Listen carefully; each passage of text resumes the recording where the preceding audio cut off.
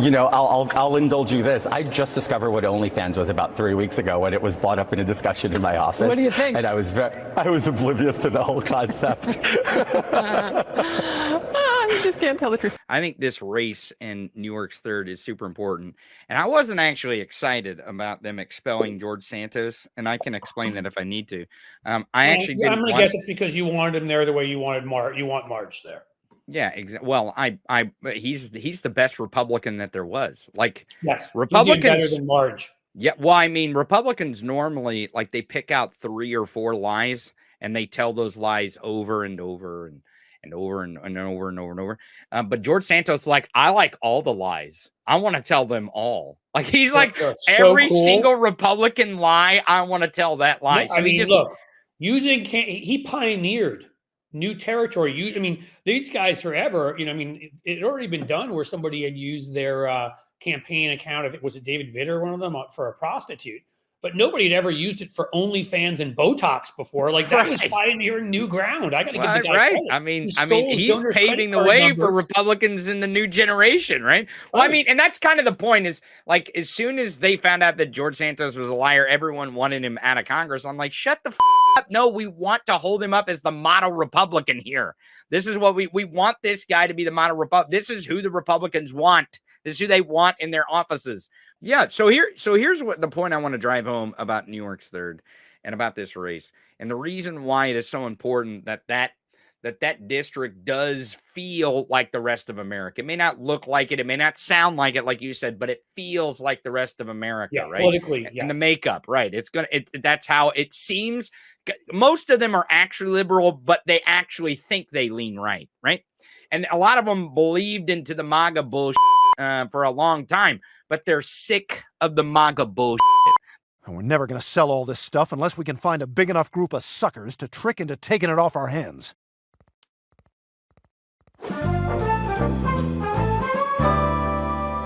Well, we found him. Stewie, rebranding this taffy as Chewin' was a stroke of genius. Yep, and when we told Joe Rogan it cured we were off. God bless our stupid, stupid country. They're not just sick of Trump. They're sick of the losing. Yeah. They're sick of losing. I'm a loser, baby, so why don't you kill me? Like, no one wants to vote for a loser, right? There's a lot of emotion in this room. Thank you. So nice. So the really nice thing is we have lines, and I want to thank Chase and I want to thank Alan, but we have lines going all around the block. They're going all around this block. They've never seen anything like this one. What's the plan? We build a shoe line around just him. This is why the media keeps saying Joe Biden's old, he won't win. Is because they're hoping people won't want to vote for a loser. And they think the losing issue is Joe Biden old or something. You seem feeble and whatever, right? Like that's what they want. Right. That's what they want. They want to have that narrative. Don't vote for the loser. And I'm not even saying that they want Trump to win. I'm saying they want a horse race. Exactly. They want to make money and sell ads, and they don't give a shit if it plays with fire or not. Howard Beale went up there last night and said what every American feels, that he's tired of all the bull. Sakes, Diana, we're talking about putting a manifestly irresponsible man on national television. Right. And they don't care if you're frustrated about the lies that they're telling and how they're gaslighting you. Artificially close that in a normal environment, a guy that like Trump, who's pretty much reduced to playing in his own poo at this point, would easily lose 35 states. There'd be states, as I said, that are plus 10 Republican at this point, like your state, that would look at him and be like, that guy's nuts. This lunatic. How are you? Fine. Fuck this lunatic. Like, you only would lose the deep South and what I would call the Mormon belt of like Wyoming, Idaho, Utah. You would win everywhere else, if they would cover the thing accurately.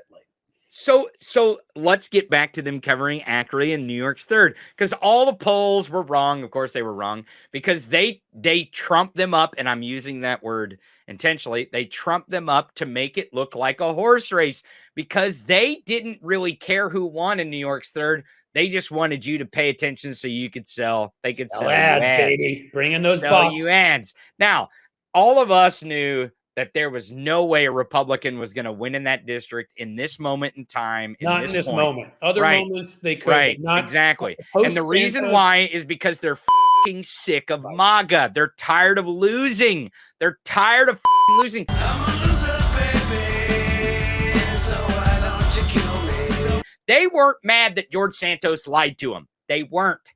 They made that excuse, but all Republicans lied to them. All of them lied to them. He's just kind of like a toolish loser. I think it's more, that than anything, that he comes off as a sort of dorky, tubby kind. And I'm being honest. You want to know what I think it is? You want to know what I think it is? The people who voted for George Santos, they got the mud on their face, right? They looked like the fucking idiots because they believed all the lies that were easy to spot. Right. They got bull. Yeah, right. And they feel like, well, Republicans because they duped me. For one, Elise Stefanik, she went out and, oh man, she's campaigning for George, and then she went out and campaigned with this asshole. Right. And they're like, fuck that. You sold us the last liar. What you're you think you're gonna sell us the next liar? Get the out of here with this MAGA bullshit. I just want to tell you, I've wanted to do this for a long time. I have some incredible people that work with me on things, and they came up with this, and this is something I've been talking about for 12 years, 13 years, and I think it's going to be a big success. Your influencers have been very positive. They've been real influencers, and they love it, and they love what we've done. That's the real deal. That's the real deal.